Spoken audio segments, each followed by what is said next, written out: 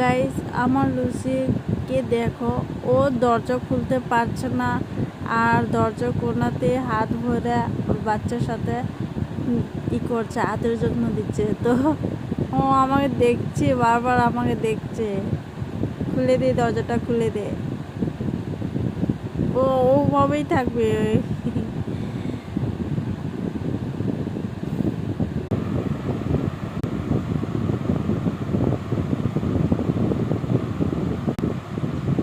Guys, খুলতে একদমই পারছে না, তো আমি দরজাটা খুলে দিয়ে আসি।